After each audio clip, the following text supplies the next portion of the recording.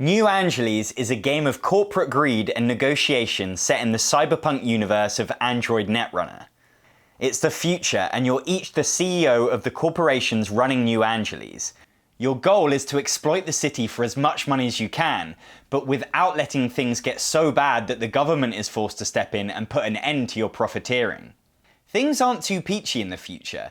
The use of androids for industry has caused widespread unemployment, which has led to rioting, and organised crime is rife.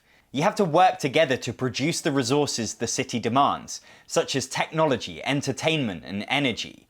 To make that happen, you'll need to move androids, resolve labour disputes, fix power outages, and cure illness in the different regions of New Angeles. To enact change, players will propose deals. The CEO of Jinteki proposes we deal with the illness plaguing the city. They make a good argument. It probably is the best thing for the city. But it's also, conveniently, the best thing for Jinteki. They're going to make money from that deal being pushed through. And what's good for Jinteki is bad for you, because your hidden goal is to finish the game with more money than them. Every player has a secret objective. You need to finish richer than one other player. It's a brilliant mechanism because it brings an extra layer of negotiation. You don't just want to profit, you want your rival to not profit. It means that you care about the detail of every deal. But it's not two-way. They might not care about your success. Their objective might be to be richer than another player at the table. And it creates a dynamic unique to negotiation games. You don't have to trample on everyone to prosper. It doesn't matter if Hasbioroid or NBN make more money than you can actually enjoy a productive relationship with them that doesn't have to end with a knife in the back. I love negotiation games. It's the ultimate level of interaction in a game, where suddenly the rules and pieces step aside and I have to come to an agreement with the human across the table from me. Trick them into a deal that's better for me, or keep them sweet now so they'll repay me in the future. New Angeles has some of the most enjoyable negotiation I've ever experienced, and it brings a few new and amazing twists to the genre. 1. The secret objectives. They give you a focus. It's not just about making money wherever possible, it's about holding your rival back, voting against them, convincing the other players that their plans are not the right course of action. But if your rival wants to bribe you, take it. It'll make them poorer and you richer. 2. The forced cooperation. You have to come to agreements, because if you don't keep the public content, you'll all lose.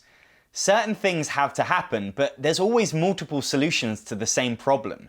You just need to persuade others to pick the one that profits you. The game Archipelago has a similar mechanism where you have to keep the natives appeased. In that game, players are loath to be the one to have to pay resources to stop the game from tanking. In New Angeles, you just have to stop being greedy for a while. It works better in this game. 3. The Federalist, the hidden traitor. One player's objective might be to tank the game. They have to encourage the other corporations to take shortcuts, let the threat level increase a bit. It's not hard to convince a greedy corporation to take the opportunity to make money at the cost of the people. When everyone is acting in their own interest, it's so hard to tell who is the Federalist. And if the Federalist does succeed, it'll be your fault. The theme is stunning in this game. You really feel like a ruthless corporate monster. It perfectly encapsulates that desire to make money at all costs, to squeeze a dollar out of everything.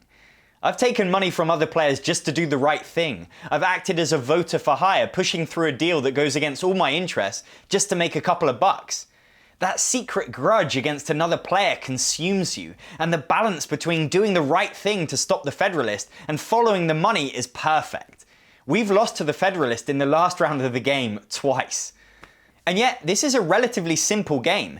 Every turn plays out the same. Someone proposes a deal, other players have the chance to counter-offer, then the remaining players vote, with promises and bribes flying all over the place. The winning deal gets enacted and the winner receives the prized asset. This doesn't suffer from the usual head-in-the-rulebook problem of Fantasy Flight games. The assets provide special powers that can swing votes, make you money, extort your rivals, and do all kinds of cool things. They give each game a bit of flavour, allow you to make threats, and they can be traded just like money. You each have a hidden investment objective every area, a way to make more money by focusing on certain resources or pieces on the board. This gives you another agenda. It's a nice touch. And at the end of each era, a threat card is revealed. You get a warning of what's to come on the back, so you know to pay attention to protesters or organised crime that round. If you don't deal with the problem, it will increase the threat level and take you closer to losing. The only downside to New Angeles is that it's long. Our games have lasted 4 hours. That is the price for rich negotiation, and I've enjoyed every second of those games, but it makes it a hard game to fit in. New Angeles has the potential to become one of my favourite games of all time. It's streamlined and yet delivers the feeling of its theme. I have no knowledge of the Android universe. It's not needed. This is simply a game of corporate greed. If you like negotiation games, you need to play this game. I highly recommend New Angeles. If you want to buy it, you can support Actualol by using the link in the description of this video. If you like this video, please subscribe to my channel to see more like it.